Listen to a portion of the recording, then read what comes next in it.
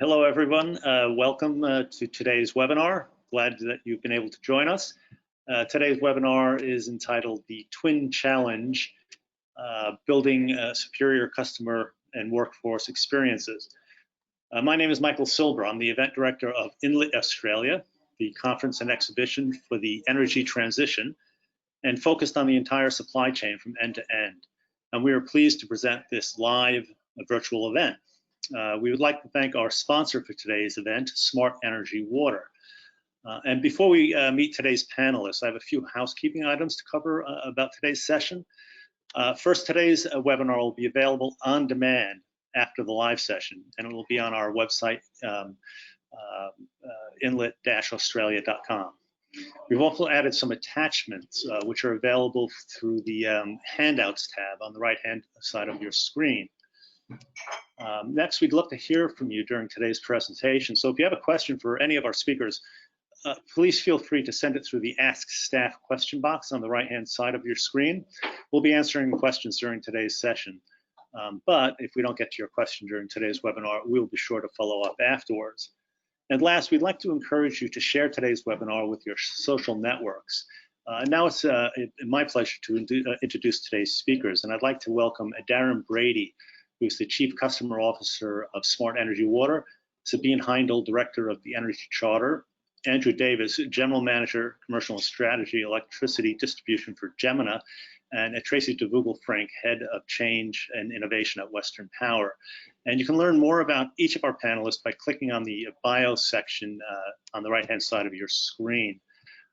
So let's begin the conversation. I see that Tracy will be joining us shortly. So let's begin the conversation by asking kind of a general question of our panel, and really that's or kind of discuss the proposition that, or ask them what we think are the most critical disruptive forces currently driving change in the power and utility sector. And Sabine, I'll throw it off to you to begin that talking about that issue. Thanks, Michael, and great to be here. Look, I was listening to something the other day where those 3 Ds came up in terms of disruptive forces: decentralisation, decarbonisation and digitisation. And that'd be a bit of a boring response, I think, coming from me at the Energy Charter. So I'd have to take it up a notch and say, of course, what's driving all of this is customers and consumers. Often we describe them as disruptive, but I'd like to reframe that and say, wow, what an opportunity we've got. We know that they are driving exciting and sometimes frightening change in this energy sector. And the work that I do at the Energy Charter is really about looking at 5 commitments that have been given by CEOs to outline what is that social license to customers, how can the energy sector operate in such a way that aligns with those customer expectations. And I think perhaps just in opening, say that while we might consider customers and communities as disruptive, they are also an opportunity for, great leaps and bounds within this sector to do better by our community. And we've seen just during the COVID crisis the way that banks, in particular supermarkets, were able to rebuild trust with their customers as a result of really aligning to those customer expectations. So disruption is not a bad thing, and I say that coming from the music industry. It's actually a terribly exciting time for this industry. Yeah, thanks for that, Sabine. I'd like to ask Andrew if he'd like to comment on that a little bit in a little more detail. Mute, you're on mute, Andrew.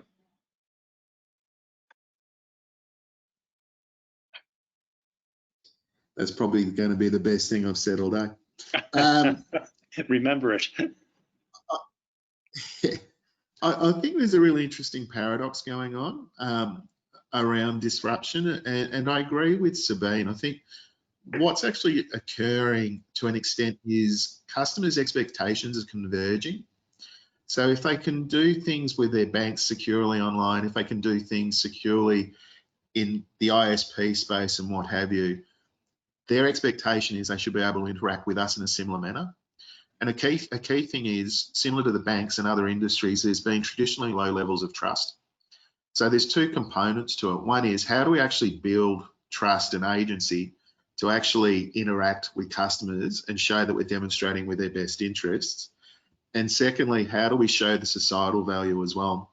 So we've done some research, for instance, around demand response management. And the traditional model has looked at rewarding customers for dialing down equipment, aircon and what have you on those peak demand days, which most of the eastern seaboard in Australia goes through, or most of Australia goes through.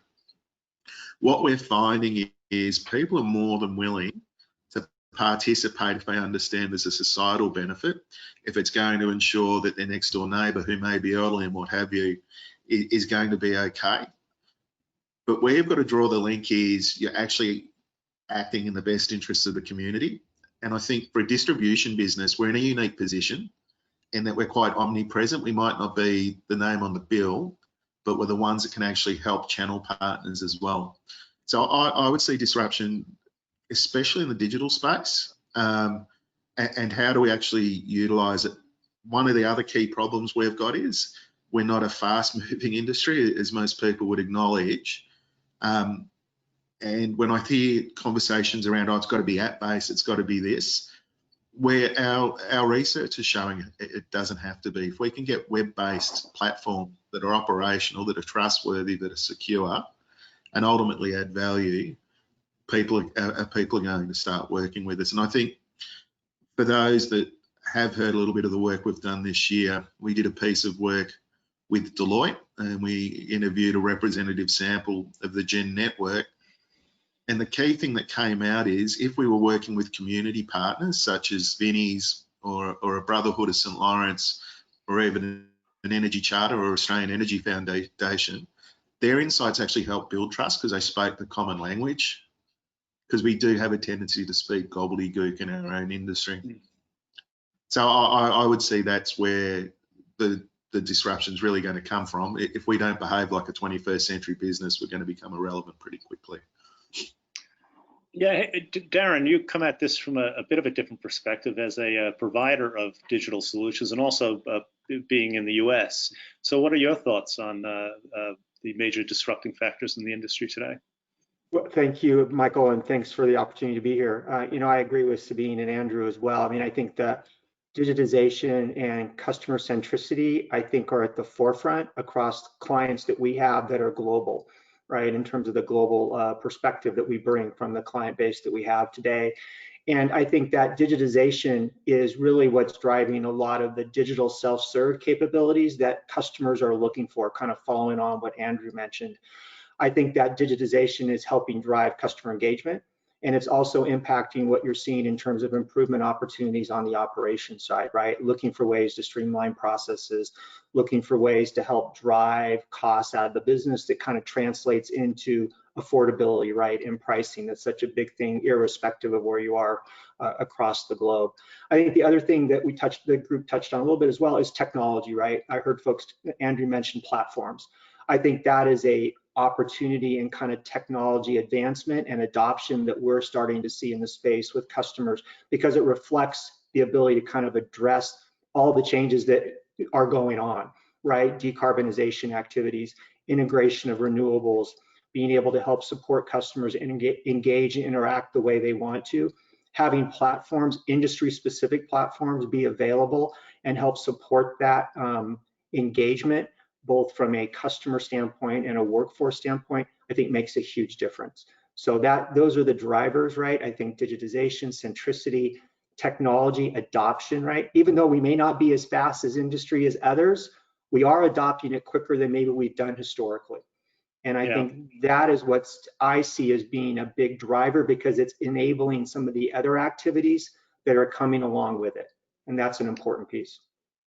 Yeah, I've always thought that we overstate the case that this industry is slower moving than others. I'm not sure I 100% agree with that. What do you guys think?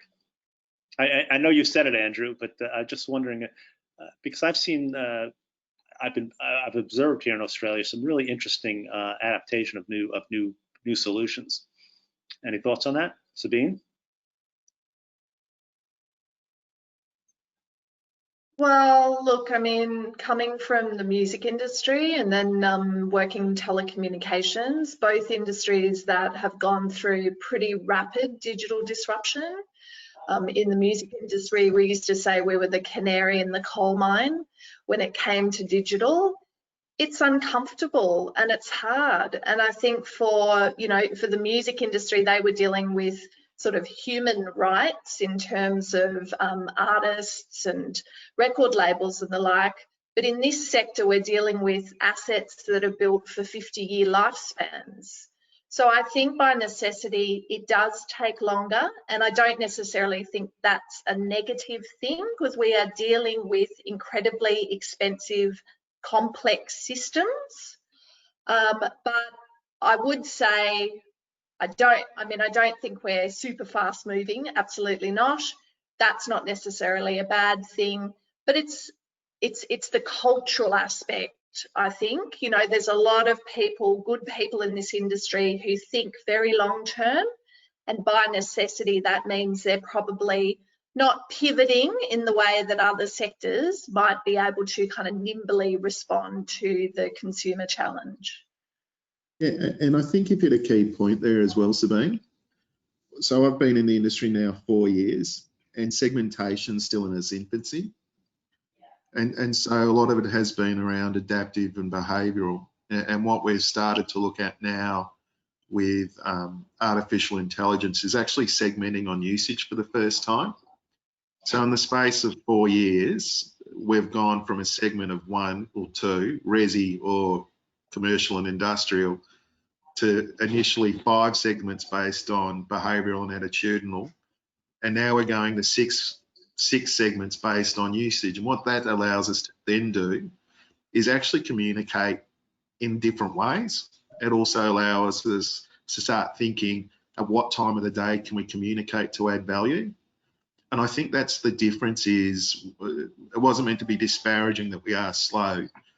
I think we've only ever seen the value of keeping the lights on, and now that the grid's changing quite quickly, or has the potential to change quite quickly, they're the components we've got to get our heads around, because one size isn't going to fit all.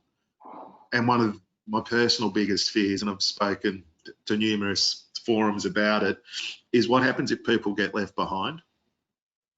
And technology and digital, for a lot of people, is out of their reach. That's just a fundamental.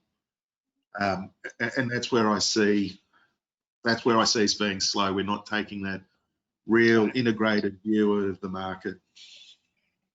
Yeah, and I don't disagree. I think, and I've had the chance to sit on a variety of sides of the table. I've spent most of my career in the space. I actually was on the utility side as a CIO and running customer service. So I kind of make some of those technology decisions as it relates to kind of, what to adopt, what to look at to bring into the company. And I think, what I've seen is a greater pace of change over the last 5-10 years from where it was historically. And I think you have to look at it holistically too, right? I mean, we're talking about customer service, we're talking about customer engagement and workforce. But if you look on the distribution side, you look on the generation side and others, I think you'd find there's a lot of different technologies that have been brought in over time to help facilitate the operations of the business across the board. And I think the digital aspect now of our space, I'm seeing that pace, that growth and adoption accelerate, right? Part of it is a result just of what we've experienced globally over the last 8 or 9 months, given the pandemic. But even before that, right, I think you're starting to see what other industries have experienced from a customer standpoint and a workforce standpoint. That digitization piece that Sabine and Andrew both mentioned, that's driving technology adoption. And it's driving the need for platforms and industry-specific platforms to drive advancement and to be able to keep up with what other industries are doing from a customer management standpoint, both like Sabine and Andrew mentioned. Thanks for those additional comments.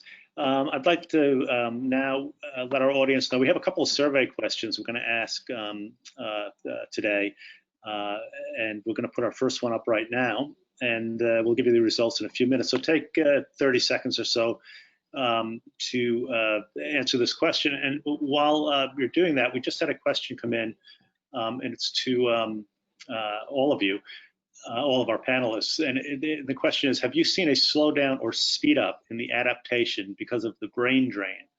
I thought it would get better, but the lack of knowledge is a double-edged sword in faster adaptations of solutions that don't really provide the necessary outcomes. Maybe Darren, you could start answering with that one. Well, I don't know if I don't think I've seen that. I think what I've seen is just, continued kind of increase in adoption from a internally within the utility from a technology perspective. And I think that continues to drive interest for individuals to join and be a part of some of the changes that are going on in the space, both from a, kind of the digital transformation activities happening both from a customer standpoint as well as from a workforce perspective. And I think that's making a difference. I think that's not only helping the industry as it looks at how it's interacting with their stakeholders, but it's also attracting individuals to become part of that on the employee side. What do you think about that, Andrew?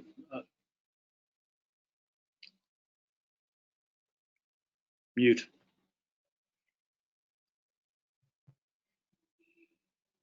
I think for me, there's a couple of key issues that are going on, and maybe I'll probably keep harping on about this. One of the key things that I see operating is a level of vulnerability, and COVID has really demonstrated that down in Melbourne during lockdown. It is really quite a concern with the way we communicate. So coming from fuel and setting the price for petrol for most of Australia, it's a very simple industry, and it's a very simple industry to understand. What I think we've been very good through regulation to a certain extent is confusing people. And I always use the analogy when people say, well, what do you mean? You've got a BP on one side of the road for $1, and you've got a Shell for 95 cents. You know which is the best price is then and there, and you can make a decision. What we've been very good at is confusing people. And I think for us moving forward, the big challenge is how do you almost democratize knowledge? So whenever we've run phone lines, which we're doing at the moment during COVID, our biggest problem is energy literacy. People can't read basic bills. And if I could have constructed a price board the way we construct a bill to sell fuel, you'd have been rubbing your hands together. I think that's the next frontier, is how do we ensure that, Australia is a very diverse, multicultural society. How do we ensure these people aren't left behind because they don't understand the graphs and what have you going on? I think that's a massive opportunity the whole industry should be focused upon, because, from dealing with Vinnies quite regularly, they're having a spike at the moment that they can't keep up with, and people are going without food to pay their energy bills, which is just astounding. And I think we all have a role to play in supporting people. And I think Sabine, a few fireside chats we've had in the past, you'd align to that point of view as well. Yeah, absolutely. Over the last couple of weeks, the Energy Charter's Independent Accountability Panel has been interviewing each of the signatory CEOs. Andrew, as you know, that includes Frank Tudor as MD of Gemina. And one of the points that Frank made that really struck with me is that we as an industry should be judged on how we are dealing with our most vulnerable customers. And Darren, I think you raised a really interesting point. Like, often when we think about digitisation, we think about the customer element of that, the customer facing, service element of that. The reality is it can fix a whole lot of back-end stuff to make it easier to serve customers, even if we're not serving them digitally. So we get a lot of feedback from stakeholders to say, well, you know what, and I know this having worked at NBN Co. I mean, one of our major concerns was the digital divide. The truth is, if you're in a regional property out in New South Wales, you might not even have enough internet connection to fill out the form to change or switch providers, energy providers. And that's something that we really need to be conscious of, let alone if English isn't your first language, for example. But nonetheless, there's a lot of amazing tools with digitalisation that can assist businesses in better understanding their customers. And at a CEO Council level for the Energy Charter, we've had some fantastic discussions about what businesses are doing to genuinely listen to their customers. So Darren, Andrew, you're no doubt aware.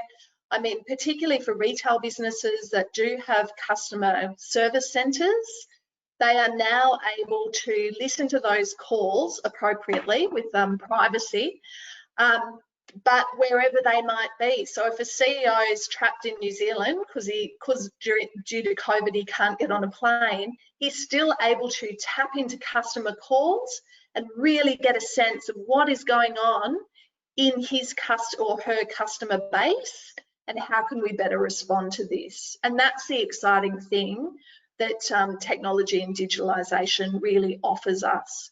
That segmentation piece, Andrew, that you've described, which is going to be so critical to getting it right, not just for vulnerable customers, but frankly for the whole customer and community base. And just to add to that, go ahead, Andrew. Sorry, go ahead. Oh, I was just going to add to Sabine's comment. I think, you know, it's why digital is an important aspect. Obviously, it's taken on, you know, a greater acceleration just across, you know, all industries, not just ours. But there's also the need for some of the other kind of traditional outreach that's been there, right? In terms of making sure that all those customer segments within the utility are being served, you know, appropriately, right? For all the reasons you guys just described. I think that's extremely important. I mean, we provide different ways just with our customer base to help them do that exact outreach that you guys were describing, right? Making sure that all customers are getting the right access, and we're utilizing different channels to reach out to them, whether it's through traditional channels or whether it's through digital channels, making sure that all of those are available in terms of being able to deliver service. I couldn't agree more. I think that's extremely important. Andrew? Yeah, and we've recently used our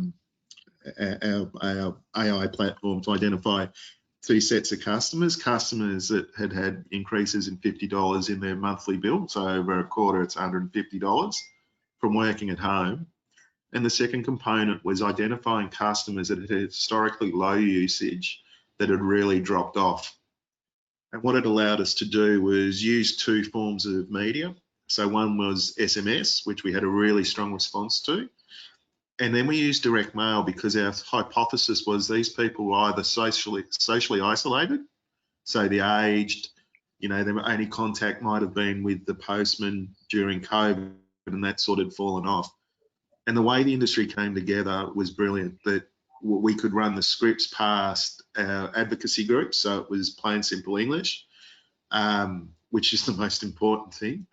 And then secondly, the call centres were prepared to say, hey, we've got a letter from Gemina. I wasn't aware that as a pensioner, or I wasn't aware that with this disability I was open to these savings as well. And I think once we can start working like that, I think that's when we were going to be given that trust and permission to start interacting on more and more things. At the moment, it just feels like we're in that start of we're not trying to extract value from you. We're trying to actually inject value for you. It's a fascinating time to be in the industry. It is. Maybe we can pop up the results from the survey question. And while we're doing that, I just wanted to, we had an interesting comment from the audience going back to the brain drain comment or question. And it says, the US is different. Australia has gone through massive redundancies and the experience is mostly leaving. I just thought I'd point that out. The next topic I want to move to is, and it's we kind of answered most of this in the discussion to this point, but what is can we describe the changing customer landscape? And if in fact it is changing, are there growing expectations from customers for digital self-service platforms? And maybe we can begin that one with Andrew. Yeah, I think there is, but I think one of the beauties of us being a little bit slow is you get second mover advantage, so that we can actually look at other industries to figure out where they are delivering value. So a big one is obviously bill usage. You know, how much am I consuming? What does it mean? What does a kilowatt hour actually mean to my back pocket? We see a lot of uptake with that. We've also had really strong results with CSAT increases during the pandemic. And again, what we did is we went to companies like DHL and Australia Post to understand how they set customer expectations as well. And the key to that realistically is you can actually learn off others and then start to build your value proposition. So for us, initially it was around demand response management. Now it's around high usage or low usage. And we've started to think about how we can actually automate information so that we can drive self-service. We know on average, and this is not just our industry, generally it's $8 to $10 every time somebody rings up, makes a complaint, or they have problems entering data. If we can get them in, we can actually start personalizing the portal, or, you know, whatever application you want. It's going to have a positive impact on the whole industry. So 10 cents, you can service 80% of your base at 10 cents during an outage as opposed to 80% at $8 or whatever it is. There's going to be benefits and costs will come down that way. And that's the other part we've got to look at it. Probably not the traditional return on investment. It's the OPEX savings that we can pass on to customers. Indeed. So Sabine, your organization is probably as close to the customer as any could get. What's your feeling about customer expectations? Look, I think they have changed, and that's a good thing. Energy Consumers Australia does a lot of sentiment research, and I was really pleased to see that there was some consistency in terms of what customers are telling us. And none of this, I'm sure, will come as a surprise to anybody. Affordable, simple, easy to manage, clean and inclusive energy for small businesses, competitive, of course, reliable, and also very focused on renewable energy. I think the real opportunity here is, while it's not a good thing, the state that the industry has come to through, you know, historical circumstances, the exciting thing now is that customers are more engaged now than ever before. And we have all of these fantastic new tech solutions. I won't say solar's new, it's been around for a long time, but obviously penetration rates increasing rapidly, home batteries, electric vehicles, demand management, which Andrew's referred to, and you know, excitedly, things like community solar gardens and community batteries. And those things engage customers. And here's our chance to engage in a trusted way where customers are really excited because we have something to show. And I think that's always been one of the challenges for this industry. We don't have anything physical. Electrons are pretty cool. They make the lights go on, but it's not quite the same. You know, even when I talk to the people in the water industry, they've got a physical, tangible product, which we didn't have. Now, all of these other new tech solutions, of course, are physical products. And for anyone that's got a Tesla, some of them are pretty sexy and you're pretty keen to talk to your neighbours about them at the barbecue. So I think this is our chance to genuinely engage with customers, to listen to them, to understand what they need. And wouldn't it be great if we could exceed their expectations? So Darren, you're right at the intersection of customers and the industry. What's your thinking on all of that? You know, I think it definitely takes into consideration what both Andrew and Sabine said. I mean, I kind of take a step back and kind of just think broadly, right, across consumers, you know, trends that we've seen across other industries that are, you know, now in ours that we're trying to address, things like empowerment, choice, right, control, or having access to be able to make decisions when you want to make decisions, or transact when you want to transact, personalization, empathy, right? I mean, I think that's part of it in terms of being able to develop systems and content that create that empathy, and mobility. right? I mean, I think that's another trend, right? That you kind of have to factor in from an expectation standpoint, being able to do things not just at your home in front of your laptop, but out and about, whether, you know, wherever you might be. So I think those trends drive some of the things that Sabine and Andrew both talked about in terms of driving that digital experience and that personalization, right? I mean, I think about it from the standpoint of, you know, we've developed personas, right, you know, across the different types of segments that would interact from a digital perspective to try to create that deeper personalization when a customer engages with the platform or engages with the utility through the platform itself. I think renewables and the integration of that creates a significant opportunity beyond maybe what I call the blocking and tackling of billing and payment, right? I mean, I think being able to integrate the activities that consumers are going to have and businesses when it comes to bringing renewables onto their premises or to their homes and supporting them in that process, and then helping them from a operational standpoint to leverage it as best they can for their own home and business, and how that helps support the retailer or utility or combination thereof in parallel. I think that's a huge opportunity in terms of leveraging the technology and the platforms to be able to support that type of engagement. And kind of about to that trust, that takes it to the next level, right? In terms of being able to really help them from an integration standpoint, be successful, right? I mean, I think that is a huge trend. We talked about that up front as a disruptor in the space. Well, here's how it can be concrete in terms of making it valuable, utilizing the technology that's out there and the processes around that to help support the customer and to also help benefit the providers as well. And so I think that's an expectation that I think a lot of pieces can kind of come together to be able to support that. So we have an interesting question from our audience, and I'll throw it to Andrew to begin, but I'd like all of you to comment on it. So on this particular question, and it's often asked, how do networks propose that they actually reward customers for giving them access to their batteries and the customer engagement that you've been discussing? At the moment, there is no clear price signal for either the investment or the engagement. And we'll start with Andrew on that one. I'll be really honest with you on this one, Michael. It's something we've been grappling with.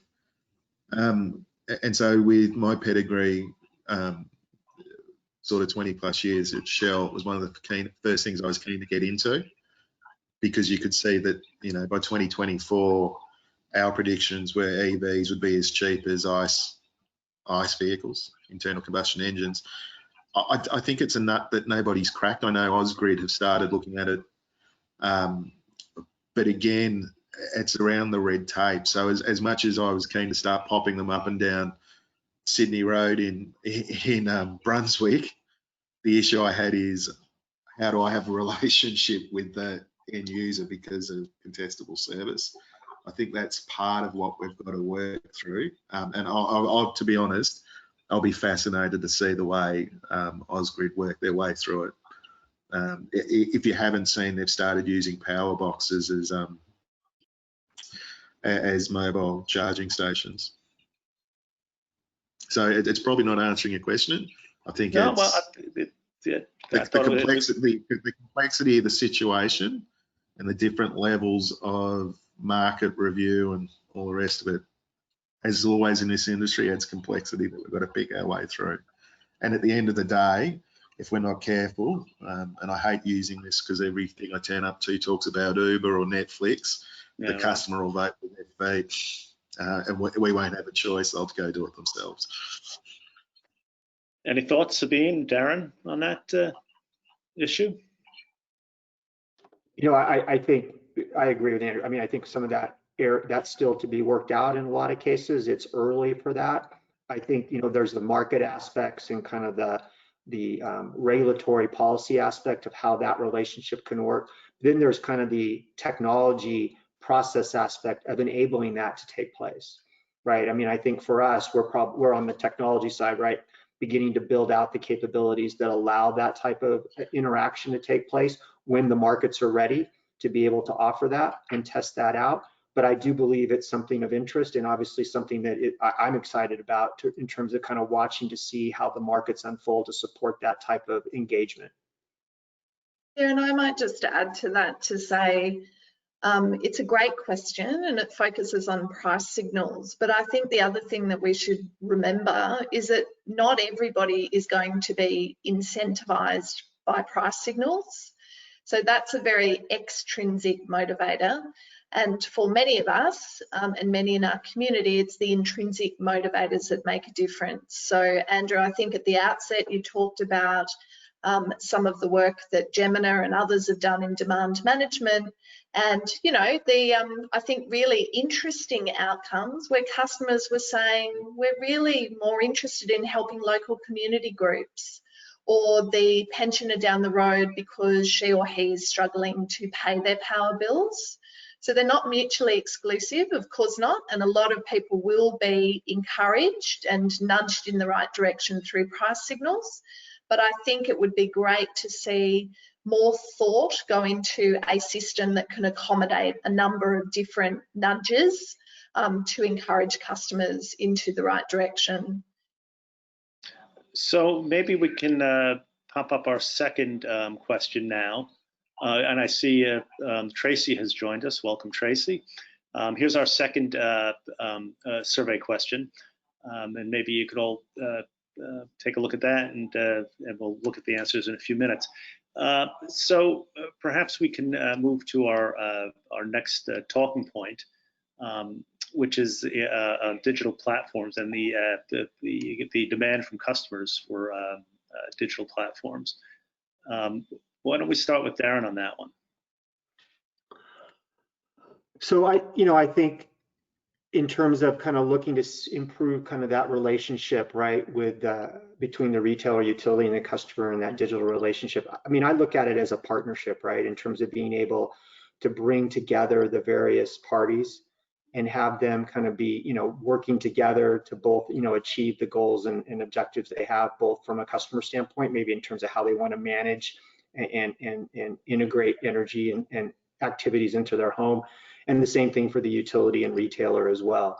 I think that's, that to me is an important first step. And then I think as a result of that, what does that drive, that relationship, right? So it kind of goes forward in the form of being able to create value, in terms of being able to drive value from that partnership and relationship. You're leveraging a platform, a digital platform, to support that. Kind of what's engaging around that in terms of utilizing that digital platform to create that partnership, making sure it's an engaging experience, a good user experience as well. And then being able to kind of develop, kind of customer deep journeys around that. We talked about that in the previous question, right? About kind of making it personalizing the experience, leveraging some of the data and the technology to support that. And I think kind of bringing those pieces together really helps, kind of support how I think about is kind of creating that partnership between the different parties. I think that's a really good point, Darren. We had a trial this summer. It was a relatively small trial with EA, where we could actually give data in half-hour increments. And it was the first time that EA customers could actually get it, and then it's usable. So you can change your behavior almost in real time. And I think that's where the power will lie moving forward, is how do we actually work as channel partners together? I'm often surprised coming into the industry how little we talk across the supply chain, apart from forums like the Energy Charter. And what we do find is we want to solve the same problems, but we don't have all the parts. We might own in each component. How do we actually build the jigsaw together? And satisfaction for our original power changes program, which got us a lot of kudos, was great. But working with EA and the level of sophistication around customers that a DB doesn't have, we were at like 98% promoted, like it was off the charts, because we could actually start to tailor packages, which on our own we can't do. I think it'd be a fantastic experiment if we could run it with more retailers this summer. But people are going to have to leave their egos at the door. That's always, and for us to remain as agnostic as possible, obviously. So let me, if I might, so Tracy from Western Power has just joined us. Welcome, Tracy. What is your thinking on this? What the critical factors are improving the customer utility relationship, particularly via digital platforms?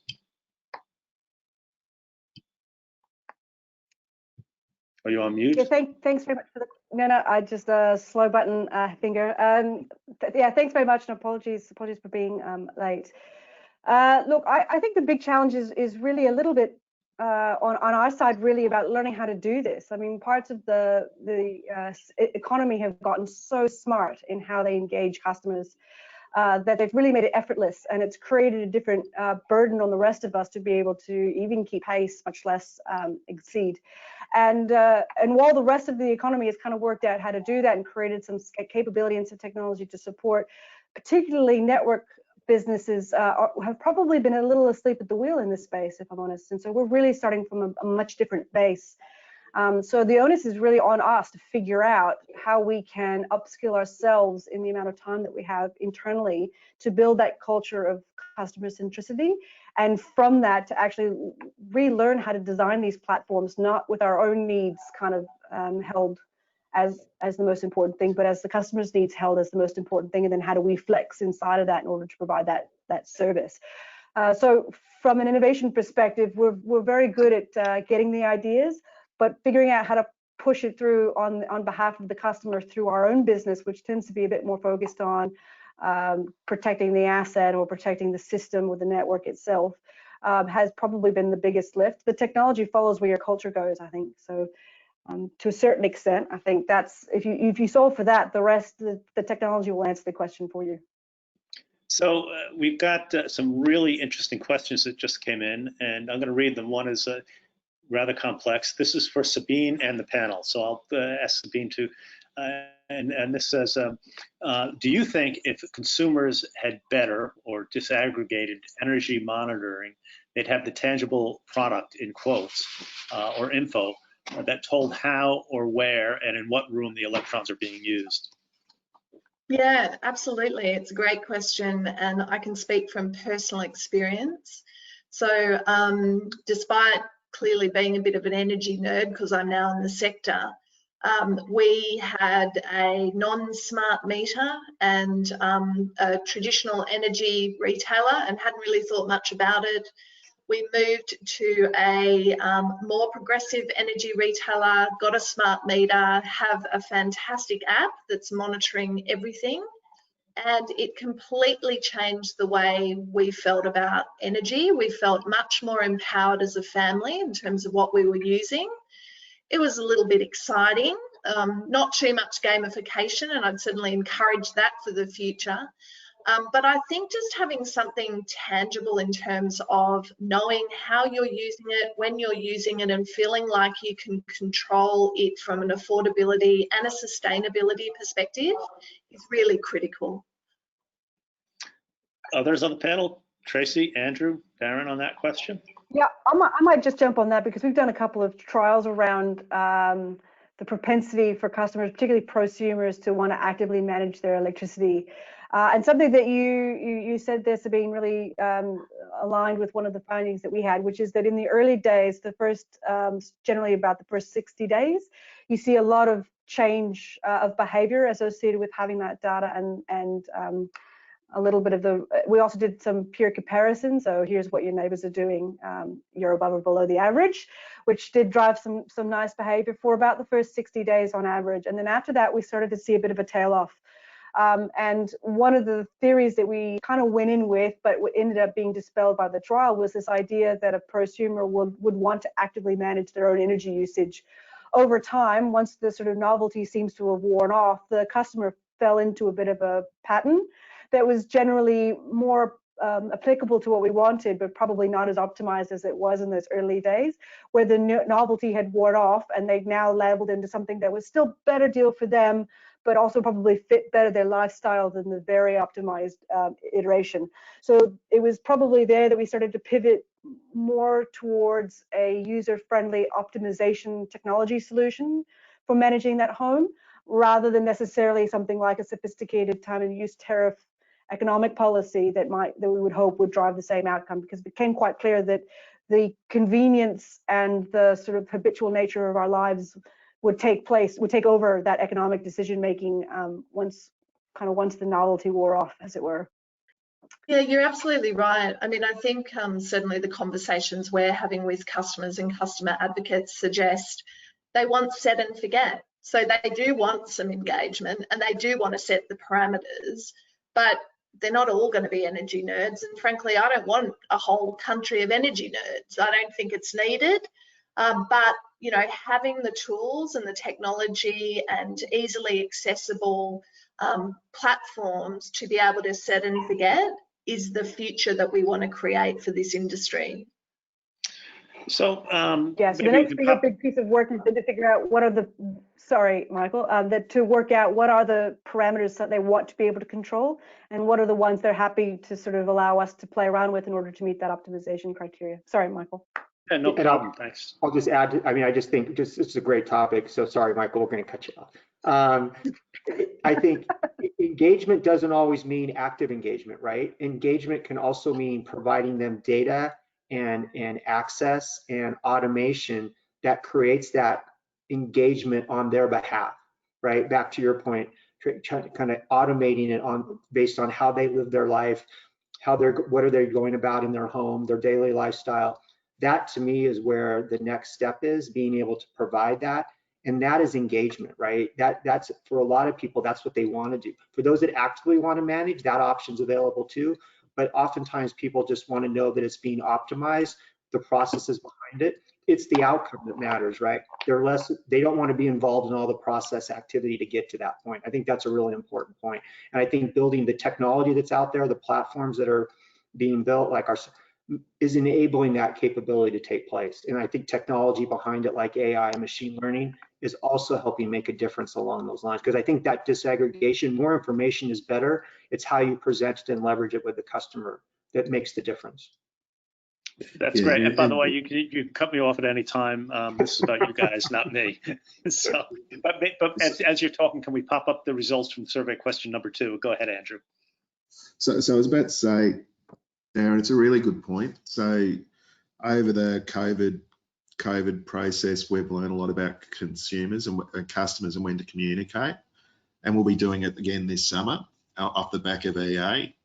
But that's where the EA trial we did with them, that's where the artificial intelligence becomes really important. So we've already started looking at what happens on a 38-degree day in Melbourne at 5 o'clock, whose usage goes up, and actually starting to think about what's the message we're going to send them, so that it's not Big Brother watching you, we're here to help you. That's the other part. We've got to be able to get into that space before we can actually start, you know, messing around with people's pool pumps and HVAC units.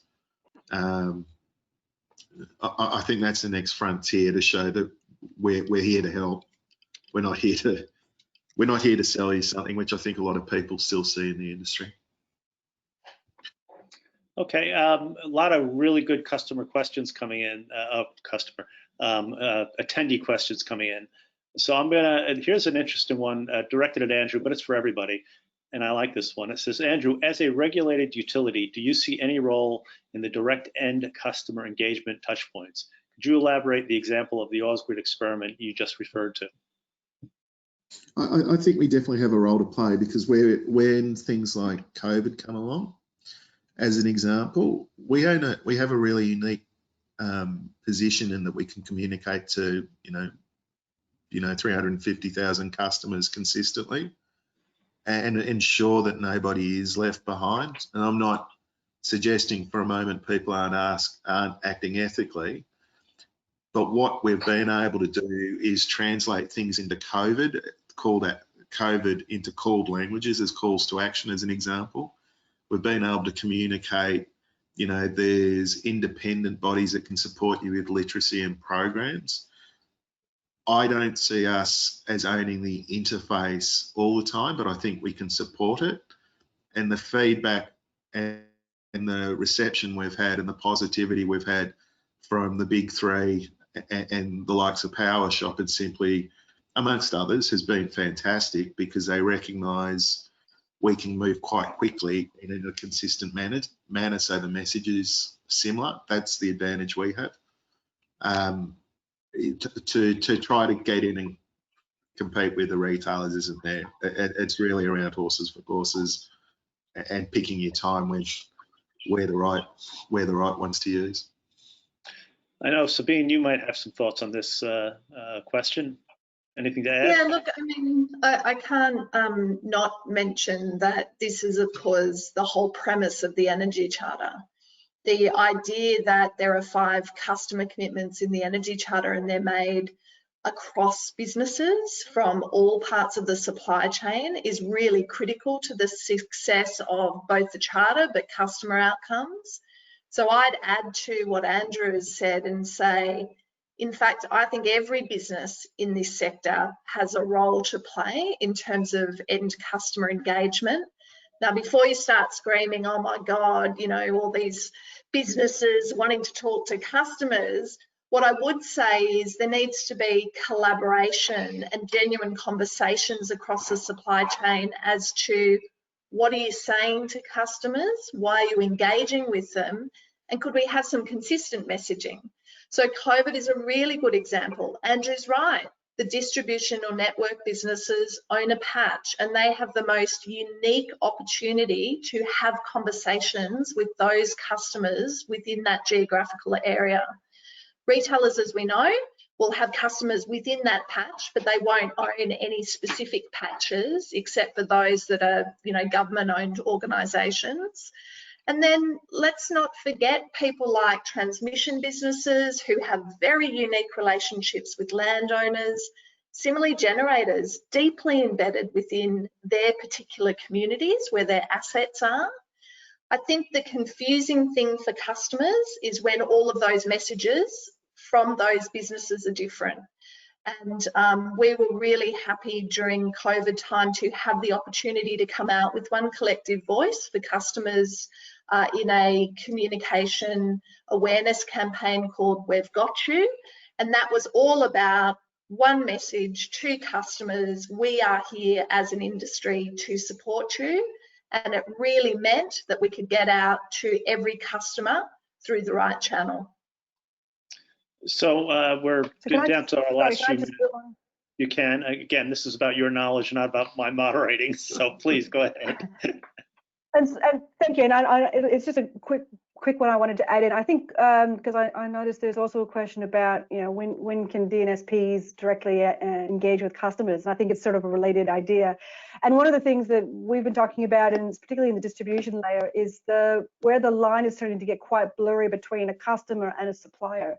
So back in the day, you know, your generator was your supplier and the retailer was your customer, and you're really just sort of passing through. But with the advent of DER and the concept of DSO and the DMO coming online, the line between those two things is starting to get pretty blurry. And we're actually finding now, as we start to explore that DSO functionality, that we're starting to have a relationship with customers that's quite different, and in some cases direct to the customer rather than necessarily going through an aggregator if the load or the PV solar is big enough to warrant it.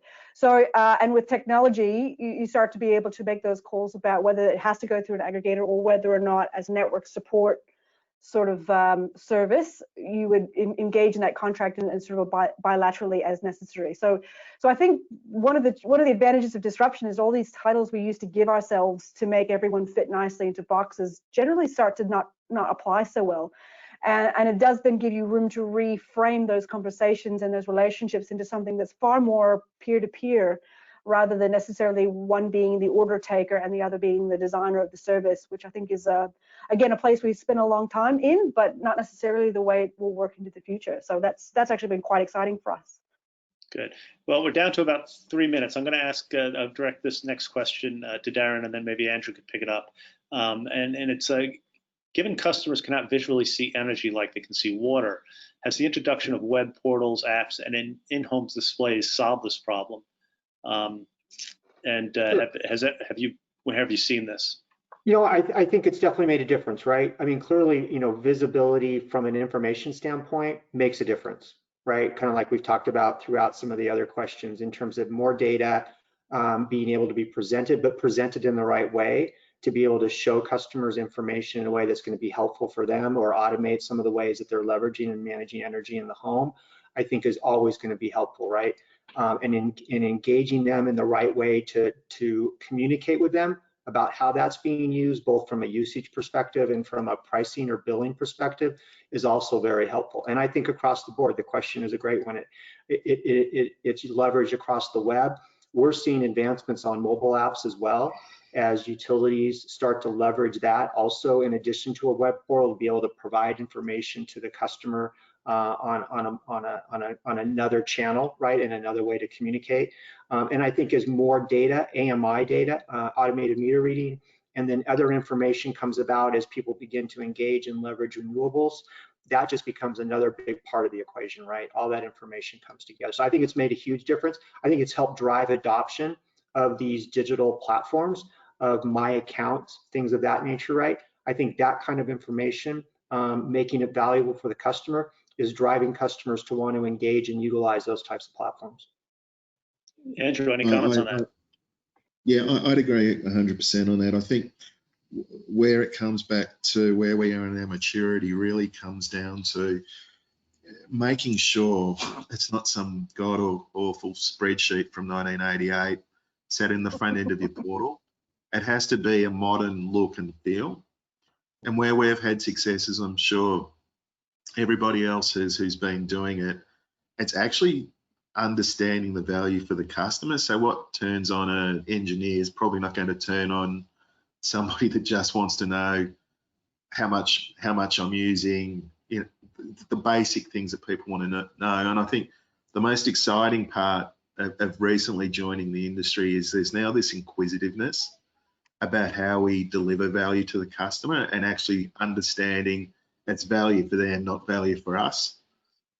So a spreadsheet that was pretty cool running off, you know, macros 20 years ago, that's not what they want. They want real-time data that says this is what you're doing. So I think the sky's the limit. I think we've just always got to take a problem statement. What's the problem we're actually trying to achieve for them? Otherwise, we're going to spend a lot of money and not go a long way. Well, that's terrific. It's always amazes me how quickly an hour goes by when we have such brilliant insights being discussed. So on behalf of Enlit Australia, I'd like to thank today's panel for spending their time and sharing their insights with us. I'd also like to once again thank our sponsor for today's webinar, Smart Energy Water. And I'd certainly like to remind all of you that a recording of today's webinar and the other webinars and digital interviews and presentations that we have produced in this digital series are available on demand on the Enlit Australia website. That's enlit-australia.com. And of course, we look forward to you joining us on March 10th and 11th, 2021 in Melbourne, Australia for our live event, certainly which promises to be a lively couple of days as we emerge from the pandemic. And if any of you would like any additional information, please feel free to contact any member of the team whose details are currently on your screen. So panel, thanks again, and we thank everyone for joining us this afternoon. Thank you very much. All right.